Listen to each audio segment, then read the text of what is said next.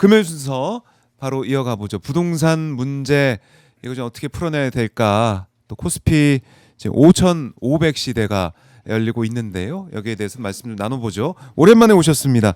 김현정 민주당 의원 함께합니다. 안녕하십니까? 네, 평택시병 김현정입니다. 반갑습니다. 반갑습니다. 예, 새해 복 많이 하십시오. 오랜만에 그러게요. 뵙습니다. 매주 화요일마다 그러니까 1년 정도를 여기서 나왔었는데. 근데 요즘에 원내일도 바쁘시고 네. 예. 여기저기 또 이 일도 많으셔가지고 네. 저희가 오랜만에 뵙습니다. 네, 그렇습니다. 반갑네요. 반갑습니다. 또 얼굴이 좀 작아지신 것 같다는 느낌도 좀 들고. 저는 아닌데 아까 네. 작가분도 그렇게 얘기하던데 하여튼 좋게 얘기해 주셔서 고맙습니다. 예. 네, 보기 좋아 보인다. 이런 말씀이신 것 같아요. 자, 오랜만에 오셨는데 일단은 이제 부동산 문제 네. 이거 여쭙고 싶어요. 이재명 대통령이 오늘도 네. SNS 글을 올렸죠. 부동산에 대해서 진심이다 이런 생각이 드는데 의원님이 파악하고 있는 이재명 대통령의 이 의지 이거 어떻습니까? 이것 좀 말씀 좀 해주세요. 부동산 정상화에 대해서. 일단 그 뭐 하나에 딱 꽂히시면 네. 끝장을 보시는 성격이잖아요. 그래서 실용주의, 성과주의 리더십이라고 딱 하는데 네. 그 하나로 지금까지 정말 그 뭐랄까요? 정치적으로는 뭐 또 외곽지대라고 하는 성남시장부터 해서 대통령까지 그렇죠. 되신 거 아닙니까? 순전히 본인의 그 성과와 그런 리더십으로 거기까지 올라간 거 아니에요? 그러니까 부동산 투기와의 전쟁을 지금 선포한 거죠. 그래서 네. 이재명 대통령은 다 계획이 있습니다. 그러니까 계획이 있다. 예, 부동산을 안정화시키는 거에 대해서 단순히 그냥 공급을 늘린다든지 수요를 억제한다든지 네. 뭐 세금을 도입한다든지 이렇게 단편적인 거로는 안 된다는 걸 잘 알고 계세요. 그래서 어떤 좀 계획을 갖고 있냐면 네. 부동산 안정화 정책들도 꾸준히 쓰면서 수도권의 집값이 문제잖아요. 수도권 일국주의 이걸 깨야 된다. 그래서 행정통합도 지금 추진하는 거예요. 네. 그러니까 수도권에 있는 돈과 사람들을 지역으로 내려 보내야지 그 집값이 더 안정될 수 있다는 거 아닙니까? 그리고 네. 또 하나는 이 투기성 자본인 부동산에 있는 돈들을 생산성 금융인 자본시장 쪽으로 자본시장. 머니무브 시키는. 네. 그래서 자본시장 선진화 정책을 또 강하게 씀으로 인해서 실제로 머니무브가 일어나고 있잖아요. 이런 종합적인 정책을 쓰고 있는 것이라서 그냥 네. 뭐 저기 투기꾼들을 대상으로 계속 뭐 겁박하네 뭐 이런 식으로 국민의힘은 단편적으로 그런 비판을 하던데 그런 게 아닙니다. 다 그런 것들을 염두에 두고 지금 계속해서 그렇게 네. SNS를 통해서 의지를 밝히시는 것이다 저는 생각합니다. 그래요. 그 SNS 글을 보면서 많은 분들께서도 야 이재명 대통령이 정말 이재명은 합니다. 이걸 또 보여줄 것 같다. 그렇죠. 예. 이런 생각하시고 있고 자 짝퉁님이 우리나라 최초 스노보드 최가온 선수의 금메달을 축하하며 핫스팟 모든 애청자님들 행복한 명절 되세요. 이재명 대통령님 건강하시길 바라며 이렇게 슈퍼챗도 보내주셨는데 동계올림픽이 열리는지도 참 저희가 잘 모르겠다는 생각이 들 정도로 여러 가지 그러니까요. 뉴스가 예. 쏟아지고 있는 그런 네. 상황이기도 합니다. 어쨌든 금메달 우리 최가원 선수 정말 대단합니다. 다시 한번 축하드리고요. 자, 박정호의 스팟 좋아요 버튼 한 번씩 눌러주시고 여러분들 좋아요 버튼 눌러주시고 출석 체크해 주시면 감사하겠습니다. 자, 그러니까 머니 무브 말씀하셨지만 지금 제가 봤더니 역시 이제 5,500선을 계속 이제 유지하고 있는 코스피 모습 네. 보게 되고 간밤에 미국 증시가 많이 빠져가지고 많이 걱정을 했는데 그냥 등락을 거듭하고 있는 5,500선 코스피 보여드리고 있는데 5,000 시대가 너무 빨리 와가지고요. 제가 네? 그 코스피 5천 특위 위원이었잖아요. 그래서 제가 상법 뭐 대표 발의하고 배당소도 분리가서 다 이렇게 대표 발의해서 네. 대단히 개인적으로는 보람을 좀 느끼고 있는데 어제도 김용범 그 실장하고 금융위원장 금감원장하고 같이 우리 그 특위위원들하고 같이 식사하면서 관련된 논의를 좀 했었는데요. 네. 저는 우리 그 아직도 코스피 우리 자본시장 쪽에 상승 여력은 충분히 더 있다라고 생각합니다.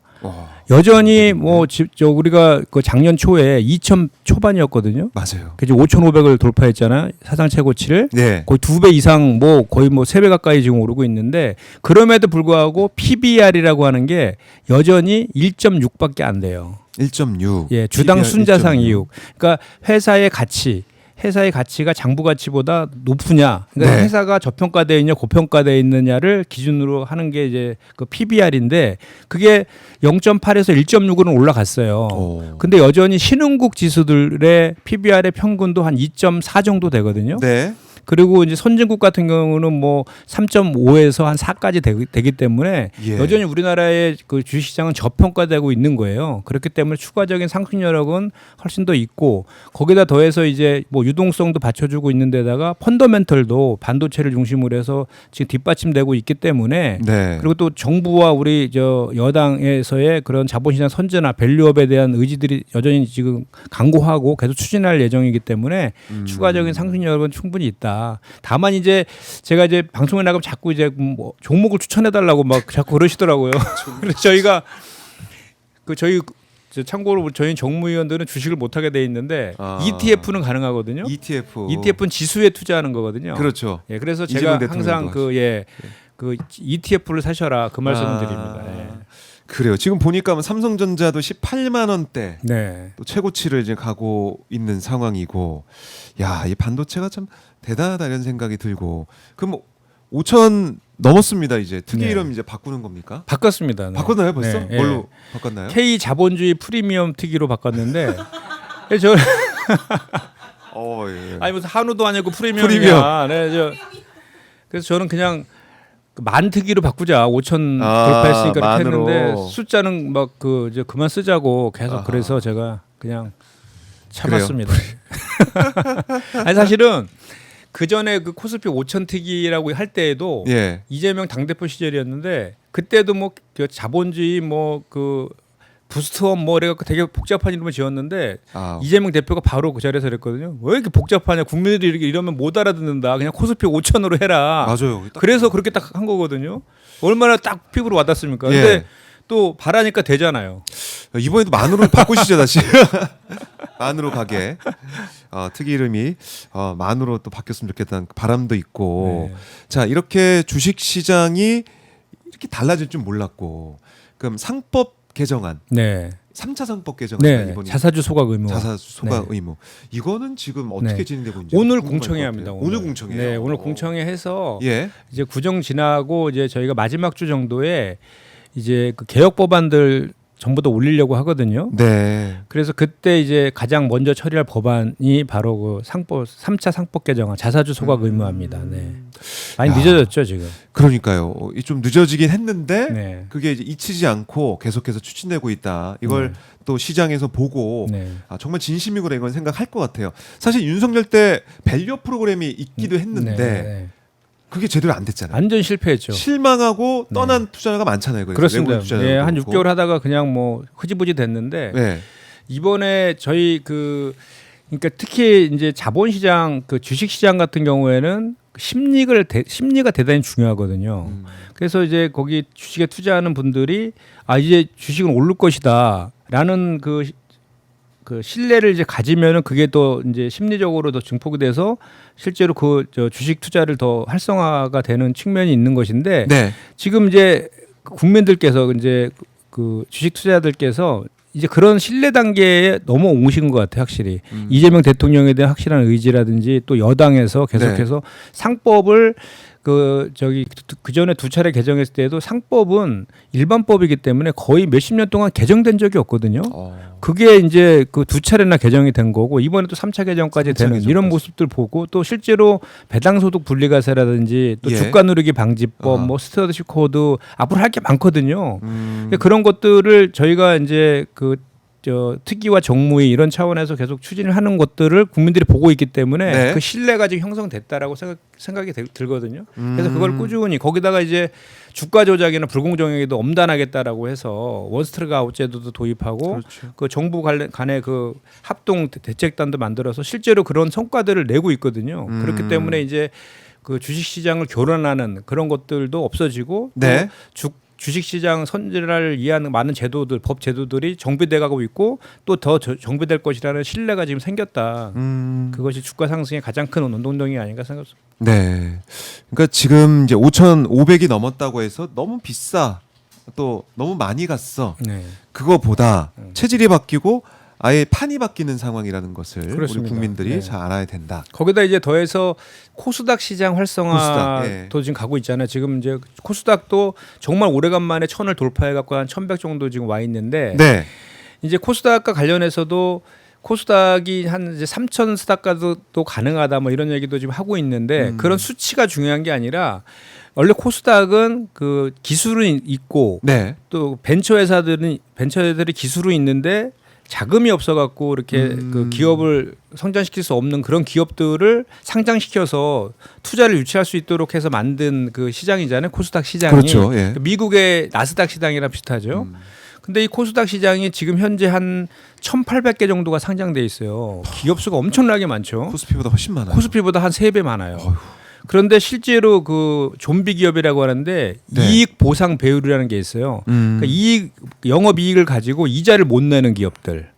그걸 3년 동안에 이익으로 이자를 못 내는 기업을 좀비 기업이라 해요. 네. 좀비 기업을 좀비 부르는데 기업. 예. 이 좀비 기업들이 거의 한 40%? 30-40% 육박하고 있어요. 그래서 그 코스닥 시장은 네. 이제 코스닥 활성화에 대한 여러 가지 정책들도 발표를 했는데 그것도 중요하고 또 이런 좀비 기업들을 상장 폐지시켜서 퇴출시키는 것도 대단히 중요하거든요. 네. 근데 그거에 대해서 이제 정부가 그 확고한 의지를 가지고 시총 그 시가총액이 200억 미만으로 떨어지면 그 기준을 강화시켜서 이제 상폐를 시키고 또 매출액 기준 얼마면 상폐시키고 이런 것들을 강화시켜 갖고 한 220개 정도의 그 기업들이 아마도 이렇게 퇴출될 것이다라고 어제 이제 그 언론 보도도 나오고 있더라고요. 근데 그렇게 해서 옥석 가리기를 좀 하고 네. 옥석 가리기를 하고 또 이제 코스닥 시장과 관련해서는 그 연기금들 있잖아요. 연기금들이 그동안에는 코스피에 대해서 투자하고 그 수익률을 평가를 했거든요. 근데 이걸 코스닥에 대한 수익률을 평가 항목은 없었어요. 예, 예. 그것도 지금 도입을 지금 하기로 했고. 그다음에 이제 그 코스닥 그 시장위원회가 이제 거래소 안에 있는데 그 현재 독립은 되어 있는데 훨씬 더 그 독립성을 강화시켜 갖고 네. 이제 코스닥 그 저 시장 활성화시키겠다 이런 거고 또 이제 거기에 더해 가지고 지금 이제 그 이런 것들도 이제 검토 아직은 이제 추진 단계는 아니지만 검토 단계에 들어가 있는데 한국 거래소를 지주회사로 두고 코스피랑 코스닥 시장을 자회사로 두는 네. 그래서 코스피와 코스닥을 경쟁 체계로 만드는 뭐 이런 내용까지 지금 검토하고 있어서 코스닥 그 쪽에도 상당히 지금 거기다 이제 국민 성장 펀드 150조도 지금 맞아요. 결정이 되어 있어서 그런 돈들이 많이 이제 투자가 될 거라서 상당히 그 뭐랄까 이렇게 활성화될 가능성이 상당히 높은 그런 상황입니다. 네. 그러니까 신뢰를 주는 게 이제 중요한데 아까 이제 좀비 기업도 말씀하셨지만은 코스닥 투자하시는 분들 입장에서는 투자하다 보니까 뭐 이 기업이 어떤 성과를 내는 게 아니라 뭐 유상증자 뭐 이런 걸 통해 가지고 네네네. 계속해서 투자금만 계속 빨아들이는 모습도 많이 봤다. 그게 걱정하시더라고요. 예, 그게 참 안타까워요. 그래서 동전주라고 하잖아요. 동전주. 뭐 주가 조작에 네. 많이 활용되거나 좀비 기업들이 대부분이 좀비 기업들이 그 주가 조작 범들의 완전 네. 무대거든요. 그 동전주라 해서 뭐 1,000원 미만의 동전주 이런 것들에 대한 그 퇴출 이런 것들도 어제 이제 나온 것인데 네. 사실 그렇게 퇴출되고 상장 폐지가 되면 거기에 투자했던 소액 투자자들의 그 이제 피해가 또 생길 수도 있잖아요. 그러니까 그것도 걱정이긴 근데 그런 하고. 부분에 대한 그 뭐랄까 이렇게 좀 대안들 이런 것들도 같이 네. 이제 그 시행이 될 것이다라고 생각을 하고요. 음. 그럼에도 불구하고 코스닥 시장이 그렇게 옥석 가리기를 통해서 건전화되었을 때 코스피가 네. 코스닥도 그 주가가 이제 상승할 수 있기 때문에 지금은 어떤 시기냐면 코스닥 시장은 2불이고 코스피는 1불이고 이런 인식이 있잖아요. 맞아요. 그래서 코스닥 시장에서 어느 정도 좀 성장을 하면 코스피로 옮겨가 버려요. 네. 그래서 아까도 말한 이제 지주회사 체제로 전환하고 이렇게 경쟁 체계로 갖추면 그러지 않고 이게 지금 재미있는 그 현상이 뭐냐면 2000년도에 그 나스닥 있잖아요. 나스닥은 한 그 상장 기업 수가 5천 개였는데 지금 3천 개로 줄어 있어요. 나스닥은 옥석 가리기를 한 거죠. 근데 우리나라 같은 경우는 한 3배 이상 올라갔어요. 오히려 예, 그러니까 상장 기업 수는 거의 뭐 더블 이상으로 이제 3배 이상으로 급증을 했는데 총 그 이익 있잖아요. 네. 이익은 2000년도랑 지금이랑 똑같아요. 저기 코스닥에 상장되어 있는 모든 기업들의 이익을 합치면 16조 정도 되는데 네. 2000년도랑 지금이랑 똑같아요. 이게 문제인 거죠. 예, 예. 근데 이제 나스닥 같은 경우는 상장 기업 수는 옥석 가리기를 통해서 줄어들었지만 그 이익이나 시총은 훨씬 더 늘어나 있는 그런 거죠. 예. 그래요. 그래서 이제 시장 정상화 필요하고 거래소 마찬가지고 코스닥도 마찬가지고 이걸 옥석 가리기 해야 된다라는 거 중요합니다. 중요하고요. 그리고 이제 이재명 대통령이 아까 언급했듯이 이제 머니무브 부동산 시장 정상화 그러니까 주식 시장에서 코스닥에서 또 돈을 벌어서 아 이거 가지고 부동산 가서 집 사야지, 부동산 투자해야지 이런 거보다 반대로 가야죠. 반대로 네. 진짜 이 그냥 깔고 앉아 있는 돈이 아니라 투자돼서 기업들의 뭐 성장과 발전을 위해 쓰일 수 있는 정말 효용성이 있는 그런 자금으로 쓰일 수 있는 그런 시스템 만들자는 거 아니겠습니까? 그렇습니다. 네. 이재명 대통령의 생각이. 그래서 더 중요한 게 이제 부동산 시장을 정상 어떻게 할 것이냐, 특히 부동산 불법 행위를 어떻게 뿌리 뽑을 것이냐, 네. 투기꾼들을 어떻게 잡을 것이냐, 이것도 중요해 보이는데 의원님이 부동산 감독원법 대표 발의하셨더라고요. 네, 그렇습니다. 어떤 네. 내용입니까, 이 법안이? 그러니까 그동안에는 이제 부동산 불법 행위가 있으면 8개 국토부를 비롯한 8개 행정부처에서 네. 그 불법 행위를 파편적으로 단속했어요. 예를 들면 실거래와 관련된 불법 행위가 있으면 국토부에서 하고 네. 또 세금 탈루가 있으면 그거는 이제 그 국세청에서 하고 그다음에 대출과 관련된 불법 행위가 있으면 금융위에서 하고 이렇게 파편적으로 했는데 이 8개 부처가 서로 공조가 안 돼요. 그러다 보니까 불법 행위를 종합적으로 잡아낼 수 있는 그 컨트롤 타워 기능이 없었던 거죠. 네. 그래서 이번에 부동산 감독원은 그 8개 행정 부처에서 있었던 그런 것들을 다 통합해서 기획하고 통할하고 조정하는 역할을 하는 그러니까 소위 말하는 부동산판 금융감독원이라고 생각하시면 됩니다. 네. 부동산 감독원법. 네. 이 어떻게 보면은 부동산의 불법 행위는 더 이상 안 된다. 그리고 그 종합적으로 하기 때문에 빠져나가기 더 어렵다 이런 생각이 드는데 국민의힘은 이런 비판을 하더라고요. 이거 초광역 권력기구다. 네. 그러니까 이름만 감독일 뿐 또 초광역 권력기구를 만들어 가지고 이거 뭐 하자는 거냐 뭐 이런 주장도 하던데 어떻게 보십니까? 그냥 뭐 투기 세력을 대변하는 정당답죠. 그냥 뭐 무조건 반대만 일단 하고 보잖아요. 네. 이거는 저 초광역 권력 기구 아니라 제가 조금 전에 말씀드린 것처럼 부동산 불법 행위를 근절시키기 위해서 파편화되어 있던 조사 감독 기능들을 총괄하는 그런 컨트롤 타워를 만든 것이고요. 지금도 8개 행정부처에서 하는 그런 조사나 수사 이런 것들은 그대로 진행이 됩니다. 자기의 영역은. 그런데 이 불법 행위들이 중복돼서 발생하잖아요. 그렇죠. 그러니까 예를 들어서 다운계약서를 쓰게 되면 다운계약서 쓴 거에 대해서 잡아내는 건 국토부지만 다운계약서로 해서 세금 탈루가 이루어질 수 있잖아요. 그건 국세청에서 한다라고 제가 말씀드렸잖아요. 네. 그런 것들 이렇게 중복되는 거. 그러니까 불법 행위가 그 2개 이상 부처에서 같이 이렇게 중복적으로 나타나는 복합적인 불법 행위 있죠. 네. 그거에 대해서만 감독원이 조사하고 수사하는 거예요. 그리고 각자의 영역에서 했던 것들은 그대로 유지가 되는 거거든요. 그렇기 때문에 초광역 권력기구다 보는 것은 예. 정말 어불성설이고요. 그리고 뭐 전국민 사찰하는 거 아니냐. 네. 이런 얘기도 좀 있던데 이거 맞습니까? 전국민 사찰 주장 전형적인 가짜 뉴스의 터잡은 정치 그래요? 공세죠. 예. 어떻습니까? 여기 국민의 짐다운 주장입니다. 이것도. 그러니까 좀 이 법안 좀 읽어보고 비판했으면 좋겠어요. 정말 그러니까 지금도 주가 조작이랑 불공정에 적발하기 위해서 금감원이나 금융위에서 금융정보 다 좀 영장 없이 다 이렇게 열람할 수 있잖아요. 네. 그렇게 해서 조사를 한 다음에 혐의가 발견되면 그 금융위에 있는 증권선물위원회 통해서 검찰에 고발하는 그래서 특사경이 수사하는 이런 단계로 넘어가는 거잖아요. 네. 지금도 있습니다. 그리고 지금도 그 8개 행정부처 중에 뭐 국토부라든지 그 지자체라든지 또는 뭐 그 국세청이나 경찰청 이런 데 전부 다 그 자료 요구권 다 있거든요. 그런 현재도 다 있는 것인데 그 감독원이 좀 전에 말씀드렸지만 컨트롤 타워 기능을 하니까 네. 국토부에서 요구할 수 있는 그 근거 법률은 3가지거든요. 그 3가지밖에 안 돼요. 그런데 26개 법률에 부동산 불법 행위들이 규정되어 있거든요. 네. 그 26개 규정되는 불법 행위들에 관한 혐의가 있을 때 그거를 조사하기 위해서 자료를 요구할 수 있는 이런 내용이에요. 그래서 그냥 범위만 확장됐을 뿐이지 그 전에 있었던 제도를 그대로 들어와서 하고 있는 거거든요. 근데 이게 무슨 전 국민의 사찰입니까? 그리고 이것은 또 하나는 뭐냐면 그 감독원에서 하는 거는 조사 단계가 있고 수사가 있어요. 네. 특사경제도 도입이 되거든요. 이거 자료를 요구할 수 있는 것은 행정 조사 단계에서만 요구할 수 있고요. 네. 수사 단계로 넘어가서 특사경이라든지 뭐 저 경찰청에서 수사를 하게 되면 당연히 법원이 발부한 영장이 있어야지 자료 요구를 할 수 있어요. 그래서 행정조사 단계에서만 하는 것이고 이건 지금도 하고 있다. 거기다가 더해서 혹시라도 또 있을 오남용을 방지하기 위해서 2중 3중의 안전장치를 뒀거든요. 첫 번째로는 이 자료를 요구하기 위해서는 이 자료가 없으면 불법행위를 조사할 수 없다라는 그런 필요 최소한의 그 보충성의 원칙에 따라서 그런 경우에만 요청할 수 있게 되어 있고 네. 또 요청하기 전에는 사전에 부동산 감독 협의회의 사전 심의를 받아야 돼요.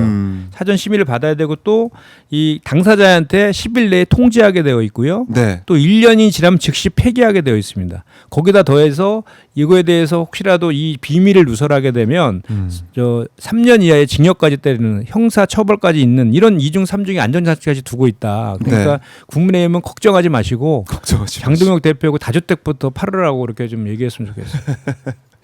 그래요. 그러니까 이 부동산 문제, 이 법이 통과가 되면 우리 국민들에게 도움이 되는 것이고 불법행위 그렇습니다. 근절해가지고 네네. 피해자를 만들지 않게 만드는 것인데 왜 이런 비판을 하고 있느냐 이런 지적. 네. 알겠습니다. 이 법안은 그러면 어떻게 지금 진행되고 있습니까? 월요일 날 저 법안 발의는 했고요. 네. 법안 발의했고 이제 저기 정무위 법안이라서 저희가 좀 아쉬운 게 이제 정무위 위원장이 야당이잖아요. 네. 그래서 지금 국민의힘에서 이걸 반대하고 있기 때문에 그 상임위 차원에서의 저 처리가 좀 힘든 그런 상황이긴 한데 그럼에도 불구하고 저희가 적극적으로 지금 협조를 당부하고 이해를 구하고 지금 그러고 있는 그런 단계이고요. 예. 그리고 이제 상반기에 이 법안을 통과시키고 하반기에 이제 설립을 목표로 하고 있는 것인데 그때까지는 지금 현재도 이제 이게 총리실 산하에 있거든요. 아까도 제 총리실 산하에 둔 것은 그 옥상옥이라는 것도 좀 안 맞는 게 총리실 소속이에요. 그래서 총리실 소속이 한 100여 명의 직원들이 거기에 있는 것인데 총리실 소속이기 때문에 그 총리실에 있는 공무원 중에 감독원장을 맡는 것이고요. 그 직원들도 그 8개 부처에서 파견받고 또 신규 전문가들 일부 채용해 갖고 구성하는 그런 것이거든요. 그래서 네. 거대 공공기관이 생긴다 이런 개념은 또 아닌 것이고요.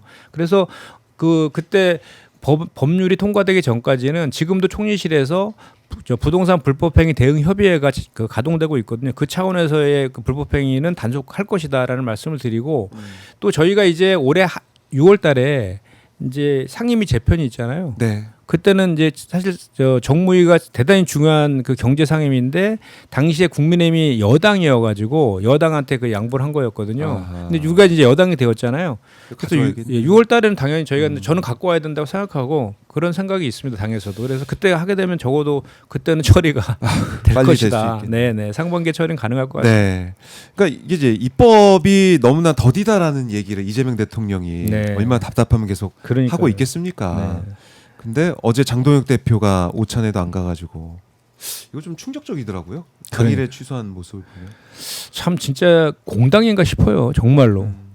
아니 그 전날 법사위에서 처리한 사법개혁안 때문에 그렇다라고 그런 이렇게 얘기를 하는데 하더라고요. 네. 아니 그러면 그날 주장을 하든지 그렇잖아요. 그렇죠. 아니 어제 통과됐는데. 어제 아침 최고위까지도 맞아요. 오찬에 가서 그때 내가 그 네, 뭐 발언까지는. 예 뭐 다 할 말을 하고 오겠다 이렇게 해놓고 1시간 전에 취소한 거잖아요. 네. 그 과정에서 뭐 다른 최고위원들이 반대하고 특히 전환길에 SNS가 컸던 것 같아요. 전환길에 있어요. 전환길에 자기가 지금 네. 경찰 수사를 받고 수사를 있는데 받고 있는데. 어딜 가? 뭐 이랬잖아요. 예. 그러니까 다 접어버린 거죠. 이게 무슨 공당입니까? 무슨 구구 유튜버의 눈치나 보고 있는 이런 정당이. 네. 정말 한심스럽습니다. 그리고 본인이 그렇게 하고 싶은 얘기 있었으면 얼마나 좋습니까? 전 국민이 보는 자리에서 대통령한테 그 자리에 가서 자기네들의 이야기들을 할 수 있는 거 아닙니까? 그 법외국 그 재판소원이라든지 뭐 이런 것들에 대해서 잘못된 거에서 지적을 한다든지 또는 자기네들이 특검 요구하고 있는 거를 그 간철시킬 수 있도록 협조해달라고 이런 얘기들을 하는 게 훨씬 더 저기 국민의힘 입장에서도 유리했을 건데 그런 거 다 차버리고 그냥 구구 유튜브 눈치 보는 저런 정도의 스탠스 가지고 어떻게 그 국민의힘을 이끈다는 겁니까? 정말 한심스럽습니다. 그리고 대통령은 전 국민이 국민들이 뽑은 국민들의 대표잖아요. 그렇죠. 그런 대통령에 얼마나 이게 결례고 무례하고 무도한 겁니까? 대통령의 이 일정, 이 시간을 뺏은 셈이 됐고 그럼요. 또 예. 대통령의 시간은 또 우리 국민들의 시간 아니겠습니까? 국민들의 시간을 뺏은 셈이 됐습니다. 그래서 여기에 대한 분노의 목소리가 큰데, 그러니까 이 협치를 하려 그래도 또 어떤 논의를 하려 그래도 국민의힘에서 전혀 뭐 역할을 못 하는 것 같아요. 어제 제가 이제 대미투자특별법 특위를 정말 힘들게 여야간에 합의해갖고 출범을 했잖아요. 맞아요. 제가 특위위원이거든요. 어제 첫 전체회의가 열렸습니다. 네. 그 30분 만에 또 파행 시켰잖아요. 그 연장선상이에요. 이렇게 요구를 하더라고요. 이렇게 딱 그 시작을 했는데 그 야당 간사가 그 법사위에서 강행 처리한 거에 대해서 비판을 하면서 이 특별법은 여야가 합의가 안 되면 처리 안 된다는 확답을 해라. 아. 이렇게 제안을 겁박을 하더라고요. 예. 세상에 그런 게 어디 있습니까? 그러면은 합의가 되도록 노력해야지. 그리고 그 특위를 만들었다는 것은 그 특별법을 제정하겠다고 그렇죠. 그렇게 합의된 거잖아요. 그럼 그거를 하면 될 일이지 안 될 거를 왜 벌써 얘기하고 시작도 하기 전에 그렇게 가정을 하고 협박을 합니까? 이거는 그냥 이제 특히 재판소원 통과된 게 엄청 뼈 아팠던 것 같아요. 그 조희대 대법원장도 그 말도 없는 사람이 네. 한마디 했잖아요. 이거는 뭐 국민들에게 피해를 가는 것이다. 국민들 위해서 하는 것이지 무슨 본인들한테 피해 가겠죠. 저 재판 제대로 하지 않으면.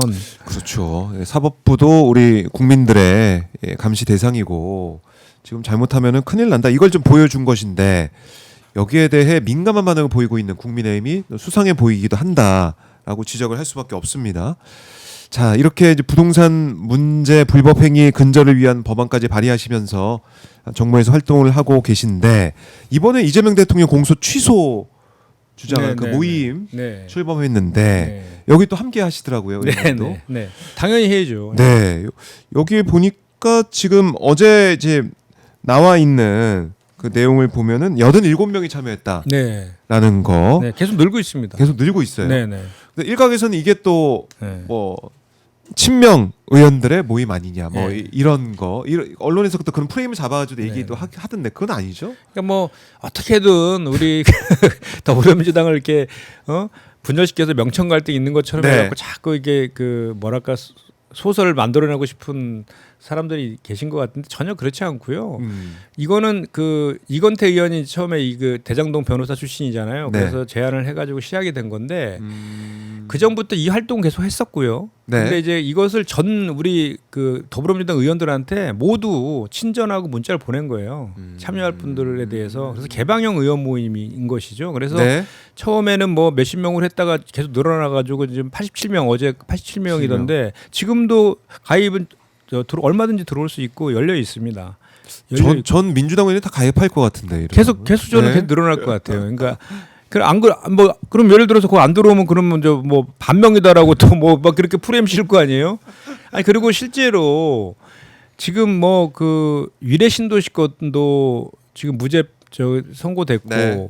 대장동 건도 그렇게 되고 그래서 다 항소 취소하고 막 그랬지 않습니까? 그러니까 실제로 윤석열 정권 때 국정 과제가 이재명 대통령 잡아넣는 것이라고 할 정도로 표적 수사했잖아요. 수백 번의 그렇죠. 다른 압수수색뿐만 아니라 뭐 수백 명의 검사와 수사관들 붙어서 이렇게 했는데 그런 것들이 하나둘씩 다 무죄로 나오고 있는 그게 결국은 표적 수사, 표적 기소에 터잡은 거 그에 따른 이제 판결들도 나오고 있기 때문에 이재명 대통령과 관련된 것들은 공소 취소하는 게 맞지 않느냐라는 것이고 공소 취소를 그래서 그런 과정들에 대해서 국정조사도 실시해가지고 실제로 그 진실을 규명하자라는 취지에서 하는 거라서 네.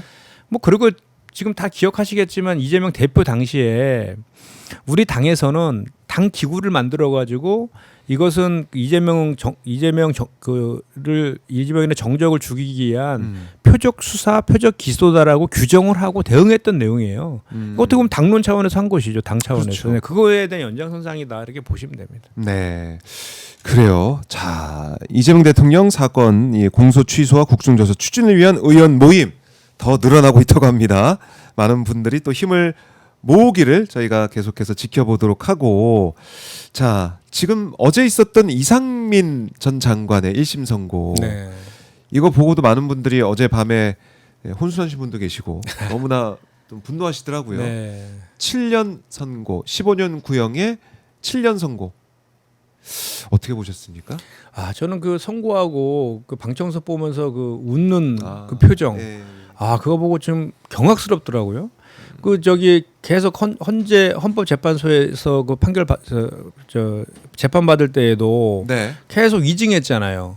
자기는 그런 적 없다. 그런데 보니까 CCTV 보니까 그 단전단수 지시문건 들고 그 저기 한덕수랑 막 그 상의하는 모습하면서 막 그때도 막 그 아주 교활한 듯한 그 웃음기 띄고 막 그랬잖아요. 그게 딱 맞아요. 오버랩 되더라고요. 기가 막힌 판결이죠. 그러니까 제가 봤을 때는 이 저기 그 한덕수는 이게 친위 쿠데타였는데 적극적으로 하지 않고 말리지 않았기 때문에도 에도 불구하고 23년형을 선고했거든요. 15년 똑같이 15년 구형한 거잖아요. 그렇죠. 근데 그 선고 그 판결을 한 내용을 보면은 적극적으로 가담했다.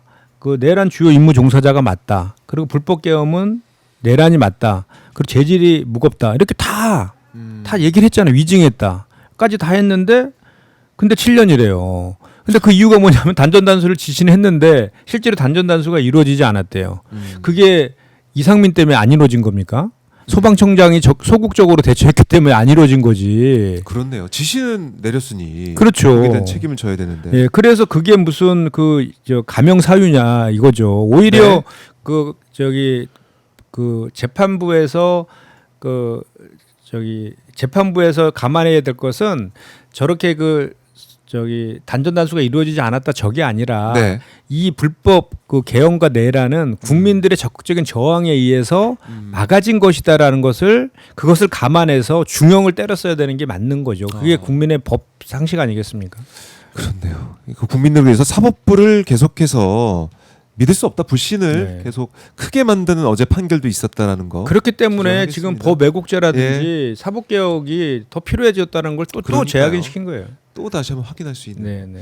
그러니까 이 미소 저도 이상민이 웃는 모습 보고 그 변호사 옆에 툭툭 수고이 턱 쳐. 그러니까 보면서 이걸 우리가 생중계로 봐야 되나 이런 자괴감이 들었어요. 거기다 더해서 한덕수는 나중에 재판 과정에서 그래도 그 반성하는 그런 모습도 보였잖아요. 막판에. 이 사람은 끝까지도 사과 반성도 안 하고 그 계엄하고 내란을 연결시키는 것은 뭐 말이 안 된다는 식으로 막말까지 계속 했던 사람 아닙니까?